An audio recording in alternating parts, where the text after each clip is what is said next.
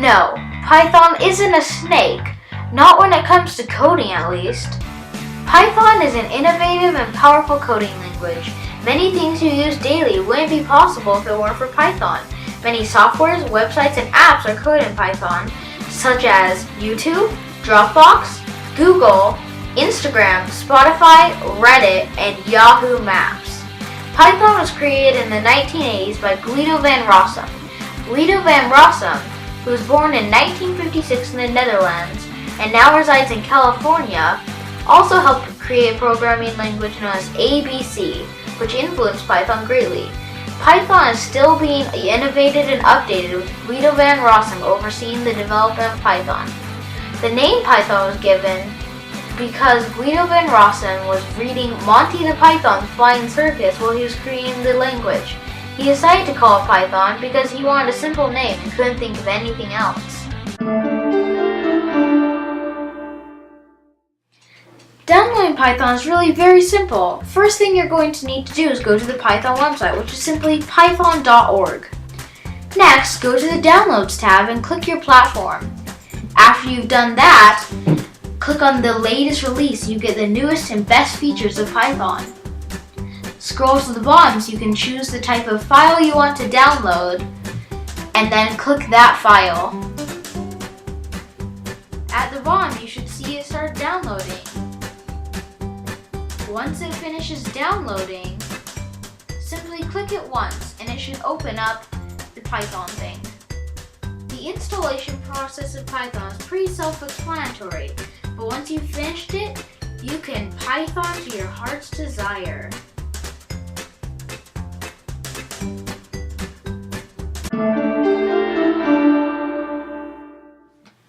If you're going to learn how to use Python, the first code you will ever use is the print function. It works something like this. First, you type the word print. Pretty self-explanatory, huh? Then, you type a beginning parenthesis, a beginning quotation, followed by whatever text you want it to print. Here's an example. If you type hello world, and then put the ending quotations and parentheses, and press enter, it prints hello world. What a surprise. If you type print, you don't have to just use quotations. You can also use apostrophes as a replacement for quotations. When you press enter, it still prints hello world. You don't just have to print the words hello world though. You could print banana.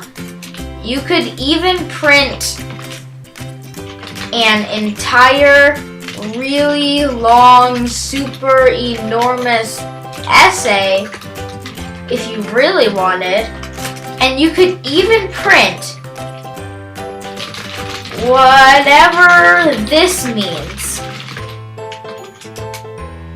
You're not limited to anything. You can print whatever text is possible to type.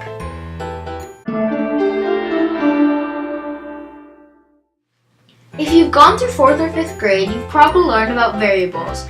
In math, variables are a symbol or letter that represents an interchangeable number. In coding, variables are a placeholder for a letter, number, string, or list. When it comes to variables, there are 3 types of them. The first is an integer, which is simply any number without a decimal place. If your integer was 7 and you printed the integer, your result would be 7.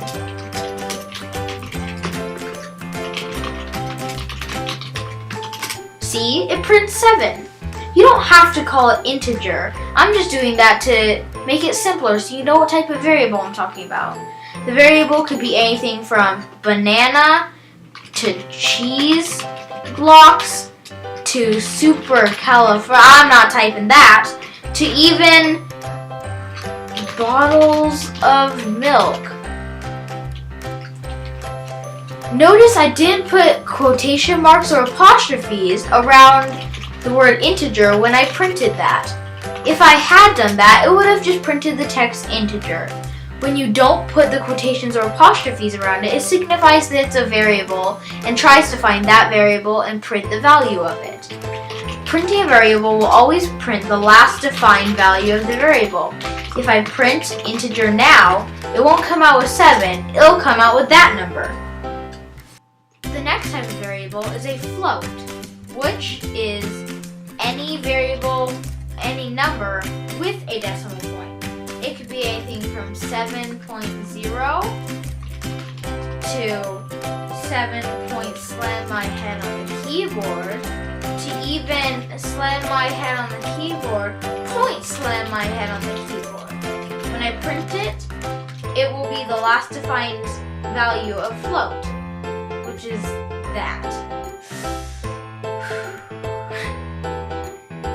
The next type of variable is a string, which, as you might have guessed, isn't a number, it's a word. When you're defining a string, you put quotations or apostrophes around the string you're defining, such as hi, the string equals hi. When I print the string, it comes out with hi. The string can be anything I want. It could be that, and you can include numbers as long as you have quotation marks around it. So string could be that, as long as it has quotation marks around it. So when I printed the string, it would come out with that. A cool thing you can do with strings is mix two strings. So let's call a variable string1 and assign it the word hello. Let's make another variable called string2 and assign it world. When I print string1, it comes out with hello. When I print string2, it comes out with world. But when I print string1 plus string2, it comes out with hello world. Pretty cool, huh? You can use arithmetic with any type of variable you want. I could print integer plus float, two variables I've assigned earlier, and it will add those two things together. I could print float divided by integer, and it would divide that out. However, I can't print integer plus string because the string isn't a number. That doesn't really work. So, that's how you use variables. Lists are a way to store multiple strings or numbers in one variable. To define a list, you simply just define a variable. It's the same thing as a variable. So, let's call this variable list because it's going to be a list. Instead of typing just one string or number into the list, we're going to do a bracket, and inside those brackets, we're going to put multiple strings. So, in apostrophes, I could write bananas. Then you would put a comma, a space, then the next item of the list. Cheese. Comma, space, next item of the list. Flour. So our list will contain the items bananas, cheese, and flour. When I print the list, the outcome is this. Bananas, cheese, flour. You may notice it has the brackets in it, but when you print one item of the list, that changes. You can add items to the list without having to redefine the whole list. All you type is the name of the list, in this case it's list, then dot append, which is another word for add, and then simply type the thing you want to add inside parentheses. So I could type potatoes. When I did that, it would add potatoes to the end of the list. So now, when I print the list, now it has potatoes in the list. Every item in a list is assigned an index number. The numbers are as follows. The first item in a list is always 0. So in this case, bananas have the value of 0. Cheese has a value of 1. Flour has a value of 2. And potatoes has a value of 3. So if I wanted to print a single item in the list, I would print list, and then in brackets, the item number I want to print. See, flour has a value of 2, and it prints flour. If I want to change an item, I simply type list, then in brackets, the number of list I want to change. In this case, 2, which would be flower. And then I redefine it. This time, let's redefine it to apples. Now, when I print the list, it has apples instead of flower. If I want to delete an item in the list, I simply do del, which is short for delete, and then list, and the first item, well, the index of 1, which in this case would be cheese. Now, when I print the list, cheese isn't on the list anymore. If I want to insert an item, I would type the name of the list, dot insert, and then type the number I want to insert it at, let's say 2, which would be potatoes, and then I type what I want to insert there. Let's reinsert cheese. Now, when I print the list, cheese is right where potatoes used to be, and potatoes has been moved back. That's all you need to know about lists.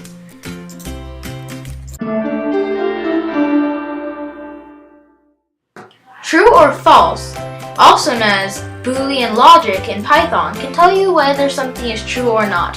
When you print the equation 3 is less than 2, the outcome is false because obviously 3 is not less than 2. However, when you print the equation 3 is greater than 2, the outcome is true because 3 is greater than 2. You don't just have to use less than or greater than symbols though. 2 equal sign stands for equal to. That stands for greater than. That stands for less than. An equal sign and a greater than sign stands for greater than or equal to. A less than sign and a greater than and an equal sign stands for less than or equal to. And an exclamation point and an equal sign stands for not equal to.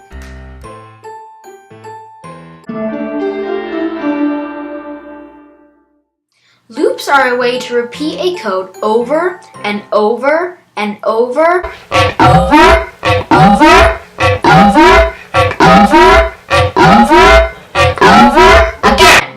Instead of writing a code 4 quadrillion times, you can just write it once and have it repeat. The first type of loop is a for loop. To write a for loop, you start by writing the word for. Surprise, surprise, right? Then you will write a variable, let's call it number, in range, and then the range, you write one number, which is how many times it will repeat the thing. You then write a colon, and then you can have whatever you want it to repeat in this loop. Let's have it print hi 3 times. Hi, hi, hi. See? We can do some pretty cool stuff with this. If I wanted to print the value of the number, I would write this code. For number in range 3, print the number is number. What it will do is print the value of the number. See? Pretty cool, huh? If we wanted to start at 1, we can do something about that. We can say for number in range, and then if we have 2 numbers, our beginning number is what it will start at, and our second number is what it will stop before. Notice it's what it will stop before. It will stop at 3 because it's not supposed to go on to 4. Now, if we print that, it will say the number is 1, 2, 3. We can also make it go up in different increments. Let's say 5. So, if we wanted to do increments, we do the first number being what we're going to start at, the second number being what it ends at, and the third number being the increments. When we run the code, 0, 5, 10, 15. The next type of loop is a while loop. What a while loop does is it runs something until it's fulfilled. This is where Boolean logic comes in handy. Let's say number equals 0, okay? Now, well, surprise, surprise again, number is less than 5. Let's do number equals number plus 1. And then let's have it print the number. now when we run the code, it stops when it gets to 5. That's another way to use loops.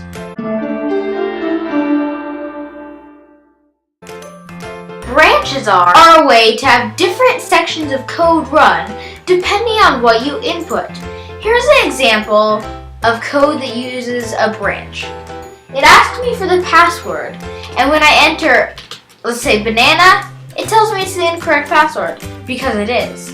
When I rerun the code, however, and type the password QWERTY, it tells me welcome, because that's the correct password. Let me show you how you do this. First, we set the password. It can be anything I'd like. QWERTY is pretty easy to type. Let's make it the password so we can be a little bit witty here. Okay, now that sets the password. Next, we're going to have the thing that tells you the attempt. Inputs are a way to make the code be run based on what someone enters. Inputs ask the question in the parentheses and make that variable the input, okay? So when I type hi, attempt now equals hi. See? If I, let's say, ran that code again and entered the word Bob's cheese, and then printed attempt once again, it would print Bob's cheese because that's the thing I inputted. So we can use that to check if we can enter the password correctly. Here's an error code. If attempt equals password, print welcome. Otherwise, print incorrect password. It's really quite simple. It's the incorrect password, right?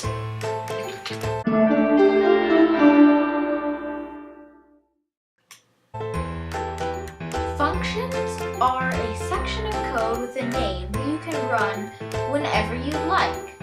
For example, print is a function.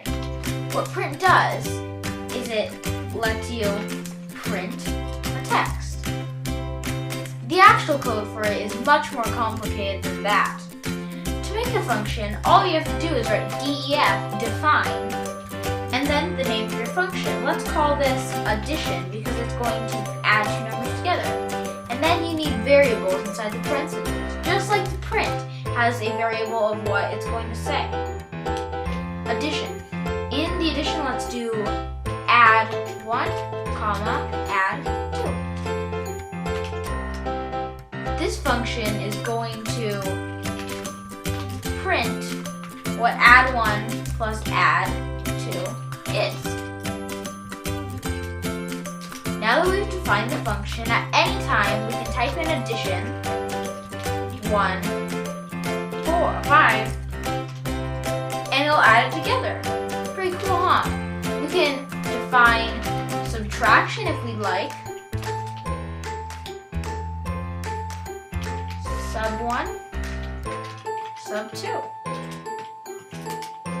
Print sub 1 minus sub 2. Now, at any time we'd like, we can write subtraction for 9. That'll be negative, and it'll give us the answer. We can still type addition, however, and it works. We can make any number of functions we like. We could do multiplication.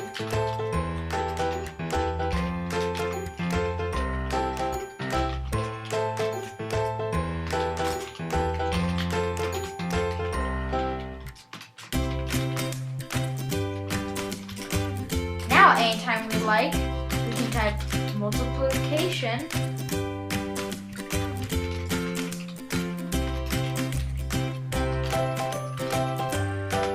And it'll multiply two things together. Functions are really useful for repeating code over and over. And just save me a code to use for later.